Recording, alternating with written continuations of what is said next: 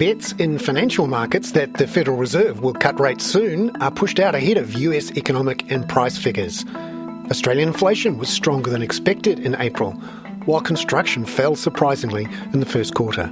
Vietnam CPI is on the rise, and it's budget day in New Zealand. That's coming up in our 5 Things in 5 minutes. And then in our bonus deep dive interview, ANZ senior China strategist Zhaopeng Xing explains why moves in recent days to loosen home buying rules in China's largest cities will do little to prop up demand. We expect the new measures can only stop the free fall of the property crisis. It can change the decline from a free fall mode to orderly fall mode, but can't change the direction.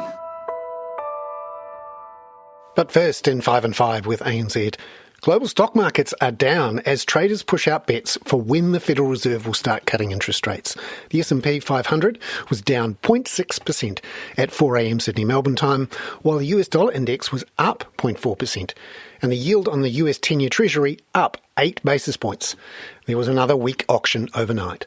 The Aussie dollar was down 0.5% at 66.16 US cents, while the Kiwi was down 0.4% at 61.16 cents. Traders are focused this week on looking for clues about where US rates are headed. Friday's April PCE data is first on the block. A reassessment of timing of Fed's rate cuts weighed on markets and kept them on the back foot. The sell-off in bonds kept the dollar firm as markets remain apprehensive ahead of the April PCE deflator data. Risk appetite was weak, leading markets to now price in first full rate cut only by December. In terms of data, the regional Fed activity surveys were mixed, with Richmond Fed Manufacturing Index staying at neutral level and Dallas Fed Services Index indicating weakness. Number 2.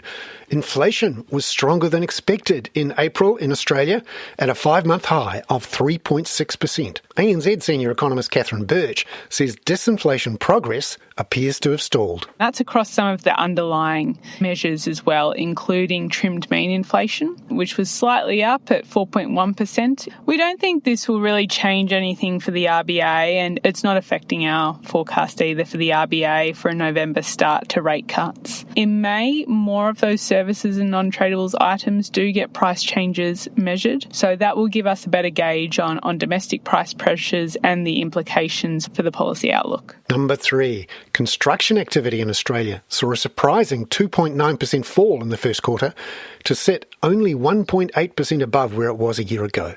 Here's Catherine again. That was a lot weaker than was expected. The forecast ranged from flat to up 1.5%. And the weakness was quite broad-based as well. We were expecting a flat outcome, so no change, so it was quite a bit weaker than we expected, which implies a touch of downside risk to our Q1 GDP estimate of 0.3% quarter on quarter.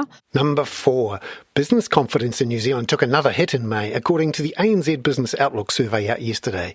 But as ANZ New Zealand Chief Economist Sharon Zollner says, in this instance, bad news is good news, at least for the Reserve Bank. Where I think there was news that everyone can celebrate was a fall in pricing intentions. Now, it's still fairly high, to be fair, the proportion of firms expecting to raise their prices, but definitely going in the right direction.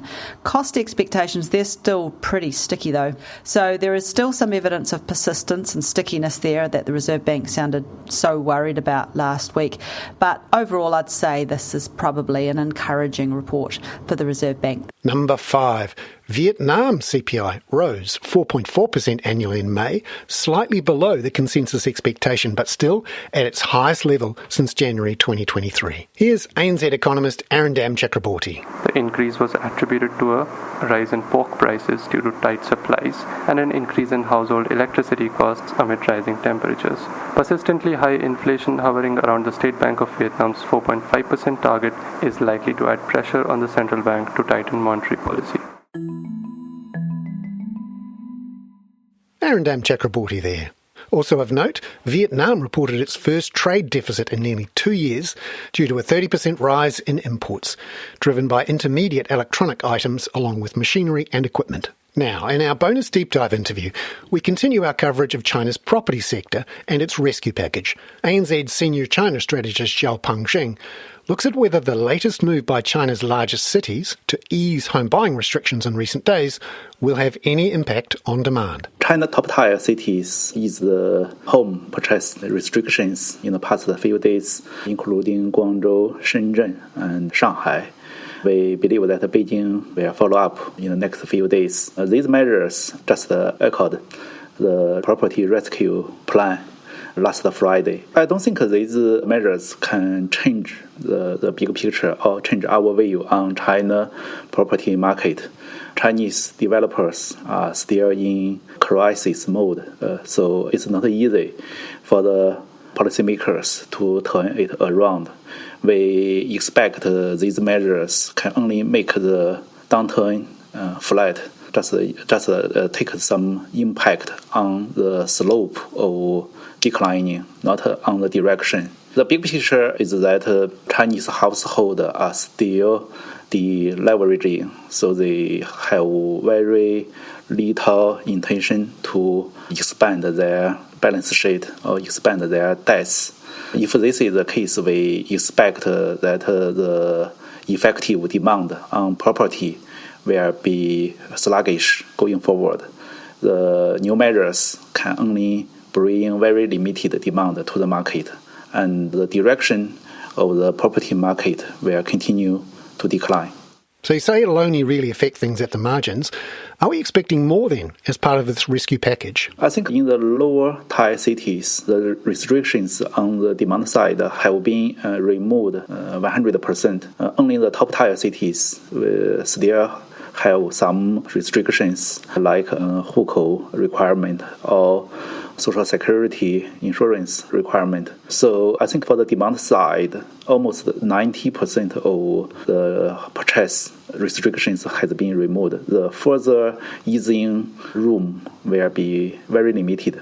So not much hope for rising prices in your forecast for China property? This year, we expect the new measures can only stop the free fall of the property crisis. It can change the decline from a free fall mode to an orderly fall mode, but can't change the direction. We continue to expect the property investment to drop by 12% this year. Property sales will likely drop 25% this year. So the overall impact on growth will still be negative. Zhaopeng Xing there. I'm Bernard Hickey. That was 5 and 5 with ANZ for Thursday, May the 30th. Catch you tomorrow with coverage of the new New Zealand government's first budget. This podcast contains general information only, not investment advice. You should obtain advice for your personal circumstances before making any investment decisions. Please view the podcast disclaimer available via your media player or email.